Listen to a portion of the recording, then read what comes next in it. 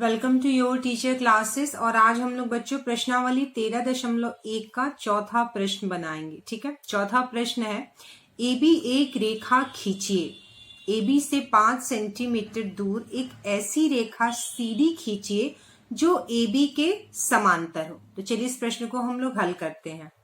तो चलिए बच्चों, प्रश्न को मैंने यहाँ पर लिख लिया है और प्रश्न में सबसे पहले हमें क्या करना है, AB एक रेखा खींचिए। ठीक है, तो सबसे पहले क्या करना है बच्चों, हमें एक रेखा खींचनी है AB। ठीक है, तो हम क्या करेंगे बच्चों, यहाँ पर एक रेखा खींच लेंगे AB। तो चलिए सबसे पहले मैं एक रेखा खींच लेती हूँ। यहाँ पर हमारी एक रेखा हो गई और इस रेखा का क्या नाम हो गया बच्चों, A, और यह हो गया BAB। ठीक है, तो इस तरह के प्रश्न को हल करने के लिए हमें क्या करना है, जब हमारी एक रेखा दी हो और उसके समांतर यानी AB है, इसके समांतर यहां हमें एक ऐसी रेखा खींचनी है जो AB के समांतर हो। तो सबसे पहले इस प्रश्न में क्या करेंगे, रेखा खींचने के बाद हम AB पर कोई एक बिंदु ले लेंगे। ठीक है, हम AB पर कोई एक बिंदु ले लेंगे और इस बिंदु को मान लीजिए मैंने नाम दे दिया P।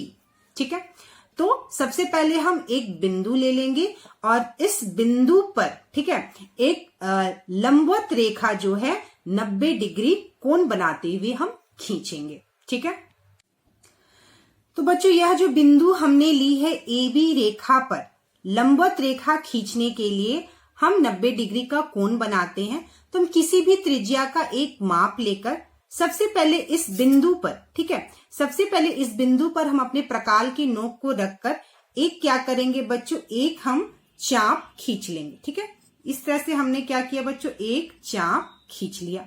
ठीक है, यह चाप रेखा को जहां पर काटेगी, ठीक है, यहां पर इस रेखा को इस चाप ने यहां काटा, फिर हम क्या करेंगे बच्चों, हम त्रिज्या का माप नहीं बदलेंगे और इस जहां पर रेखा ये कटी है इस चाप से, उस पर हम प्रकाल के नोक को रख के हम फिर से एक यहां पर इस तरह से कट करेंगे। ठीक है, फिर इस प्रकाल के नोक को इस वाले पॉइंट पे रखकर हम फिर से यहां पर एक कट इस तरह से करेंगे। ठीक है, हो गया। इस बिंदु पे प्रकाल के नोक को रखकर हमने एक कट बनाया और फिर यह कट जहां पर इसको काटता है उस बिंदु पर प्रकाल के नोक को रख के हमने फिर से एक कट बनाया। अब क्या करेंगे बच्चों, हम लोग इस जहां पर इस बिंदु है, यहां पर जो कट है, इस पर हम प्रकाल को रखकर एक ऊपर इस तरह से हम इस तरह से चाप का कट बनाएंगे। ठीक है, और फिर यह प्रकाल को हम इस वाले कट पर यहां रखकर, ठीक है, इस तरह से हम यहां पर इसको इस तरह से हम काट देंगे। ठीक है, तो यहां पर हमें एक पॉइंट मिल गया और एक पॉइंट हमें यहां नीचे है और इन दोनों को हम जोड़कर एक सीधी रेखा को क्या करेंगे बच्चों, एक सीधी रेखा खींच लेंगे। तो चलिए इस तरह से हम क्या करेंगे, एक यहां पर रेखा हमारी इस तरह से लंबवत रेखा बन जाएगी। देखिए, ठीक है, तो बिल्कुल यहां हमारा इस तरह से 90 डिग्री का कोण बन गया और यह लंबवत रेखा है। ठीक है, यहां तक आया समझ में। अब देखिए प्रश्न में क्या कह रहा है बच्चों, प्रश्न में कह रहा है AB से 5 सेंटीमीटर दूर एक रेखा CD खींचिए। ठीक है, तो ये देखिए AB रेखा है और AB रेखा से 5 सेंटीमीटर दूर हमें दूसरी CD यानी दूसरी रेखा CD खींचनी है। तो सबसे पहले इसमें हम क्या करेंगे बच्चों, यहां से इस रेखा से 5 सेंटीमीटर की हम नाप लेकर यहां पर एक पॉइंट बना देंगे। ठीक है, तो यह देखिए हमारा 1 और यह हो गया हमारा 5। ठीक है, तो यह देखिए 1 2 3 4 5 हमारा यहाँ 5 आया, तो हम यहाँ पर बिंदु बना लेंगे। ठीक है, तो यह जो पॉइंट है, ठीक है, इस पॉइंट और इस पॉइंट यानी इस रेखा और इस पॉइंट की दूरी क्या हो गई, 5 सेंटीमीटर।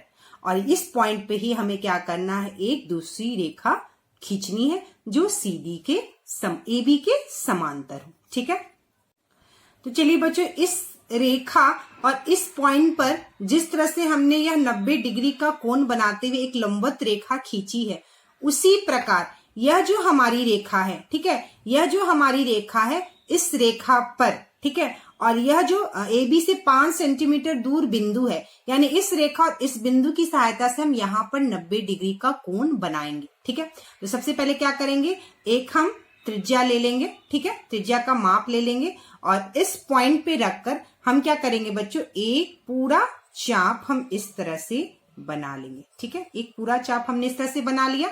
अब क्या करते हैं, रेखा पर जहां ये चाप काटती है वहां पर हम क्या करते हैं, अपने प्रकाल के नोक को रख के एक हम इस तरह से यहाँ चाप काटते हैं। ठीक है, यह चाप इसको जहां काटती है वहां पर हम अपने प्रकाल के नोक को ऐसे, प्रकाल के नोक को हम ऐसे रखते हैं और रखकर यहाँ पर इस तरह से हम क्या करते हैं, इस तरह से फिर एक और कट काटते हैं।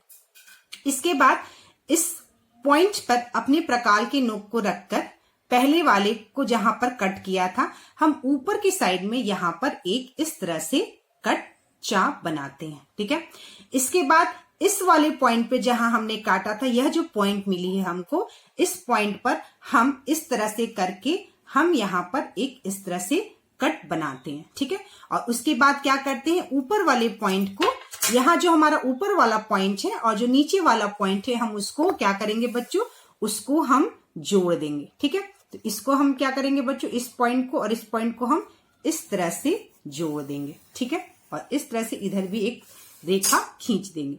तो देखिए बच्चों, यहाँ जो है हमारा 90 डिग्री का कोण यह हमारा बन गया। ठीक है, तो यह 90 डिग्री का कोण बन गया और इधर भी हमारा 90 डिग्री का कोण बन गया।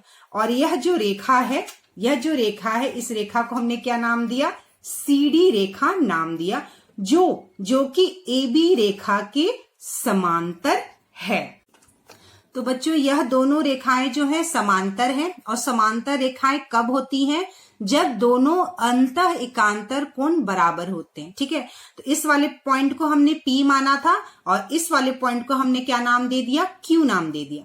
अब देखिए, यह वाला कोण 90 डिग्री और यह वाला कोण 90 डिग्री क्या है, बिल्कुल बराबर है। और जब और यह दोनों कोण को क्या कहते हैं बच्चों, अंतः एकांतर कोण कहते हैं। ठीक है, तो हम लोग इसको लिख लेंगे, कोण QPB यानी कोण P।